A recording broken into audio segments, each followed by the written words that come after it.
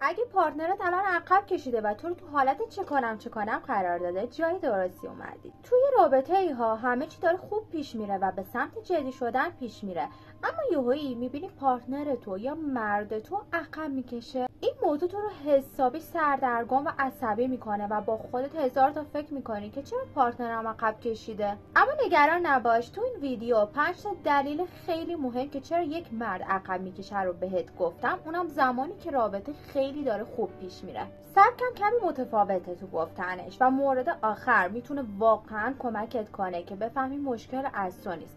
پس حتما تا آخر ویدیو همراه هم باش. سلام، من سمیرا هستم و به کانال کافه رابطه خیلی خوش اومدی. امیدوارم از این ویدیو خوشت بیاد. همین الان یاد در منو سابسکرایب کنی و این ویدیو رو لایک کنی.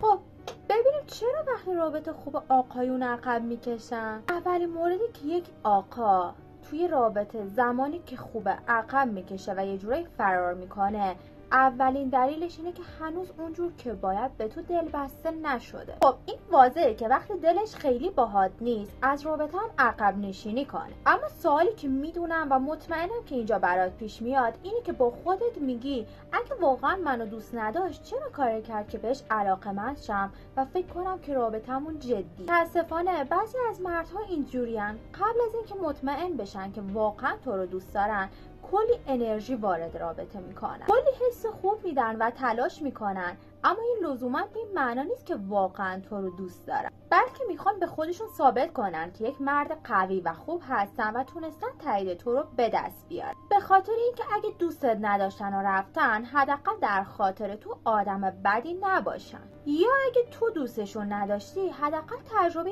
خوبی به تو داده باشن. ولی متاسفانه این رو نمیدونن که دارن با این کارشون تجربه بدی به تو میدن و بعد از رفتنشون تو قرار درد زیادی رو بکشی. خب این از اولین دلیلی که یک مرد ممکنه از رابطه عقب نشینی کنه. حالا یک سری از مردها هستن که دلبستگیشون یه جور عجیب غریبیه. پس دومین دلیلی که یک مرد ممکنه از رابطه با تو عقب نشینی کنه اینه که سبک دلبستگیش اجتنابیه. نذار این کلمه اجتنابی فریبت بده و فکر کنی که این مرد اصلا اهل رابطه نیست. نه، اتفاقا اینجوری نیست. اگه نمیدونی دلبستگی اجتنابی چیه، تو ویدیویی که الان برات اون بالا میذارم میتونی بعداً مراجعه کنی و اونجا برات کامل توضیح دادم دلبستگی اجتنابی اصلا چجوریه. خب داشتیم میگفتیم مردی که دلبستگی اجتنابی داره اتفاقا اول رابطه کلی انرژی و زمان و وقت میذاره، بهت میگه که تو نیمه گم شده من، خلاصه کلی محبت و صمیمیت بینتون ایجاد میشه. اما همین که به یک نقطه خاص از صمیمیت با تو میرسه، یک دفعه میبینی که سرد میشه و باهات مشکل پیدا میکنه.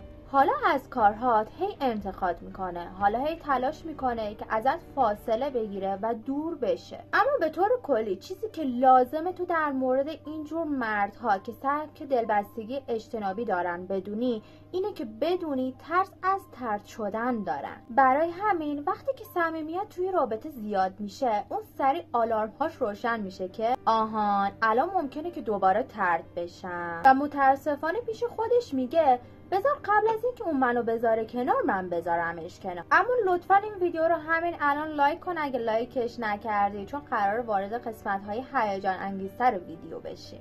اما این دیگه از قدیم بوده. همه آقایون یه ترسی تو درونشون وجود داره، اونم ترس از تعهده. و سومین دلیلی که یک مرد از رابطه فراری میشه و عقب نشینی میکنه، اونم زمانی که رابطه داره خوب پیش میره ها، اینه که ترس از تعهد داره. بعضی از مردها وقتی هنوز رابطه جدی نیست و انتظارات پایینه باهات خوبن، حرف میزنه باهات، شوخ طبعه، بهت پیام میده، ولی همین که رابطه جدی تر میشه تعهد هم بینتون جدی تر و رسمی تر میشه و شرایط تغییر میکنن. و اینجا این اعتقاد مردانه میاد وسط و میگه روزی که متعهد بشی روزیه که زندگیت رو از دست میدی. روزی که متعهد بشی دیگه نمیتونی با دوستات باشی، دیگه تفریح نخواهی داشت، دیگه ماجراجویی تموم میشه و دیگه زندگی لذتی نداره. در واقع این ربطی به تعهد نداره ها، این مربوط به برنامه‌ریزی‌های ذهنی اون مرد درباره تعهد. اگه در خانواده بزرگ شده باشه که تعهد یه چیز بیخود و منفی بوده، اونم تعهد رو بد میبینه و این عاملیه که باعث شده مرد از تعهد فراری باشه و زمانی که ببینه رابطه داره خوب پیش میره عقب نشینی کنه. اما بریم سراغ عامل چهارمی که باعث میشه یک مرد از رابطه عقب نشینی کنه و اونم ترس از کافی نبودنه. در این حالت مرد از این میترسه که تو چیزی رو ازش بخوای که اون آماده دادنش به تو نیست یا اینکه قادر به دادنش به تو نیست.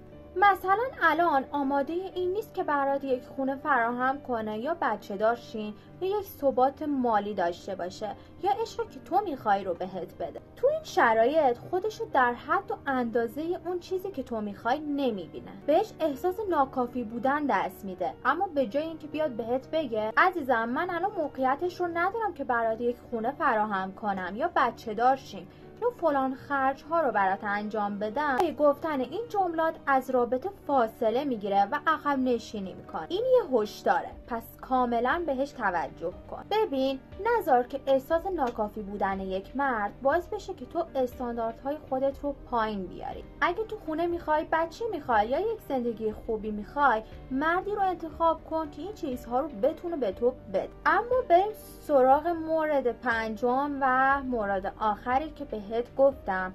بعد از فهمیدنش تو میفهمی که اصلا مقصر عقب نشینی یک مرد توی رابطه نیستی و اونم اینه که مرد از خودش تصویر تنها بودن داره. ببین یه اصلی تو روانشناسی هست که میگه ما از خودپنداره یا سلف ایمیج خودمون نمیتونیم فراتر بریم. حالا یعنی چی؟ یعنی ما در زندگی به چیزهایی میرسیم که با تصویر پنهان ما از خودمون یکی باشه.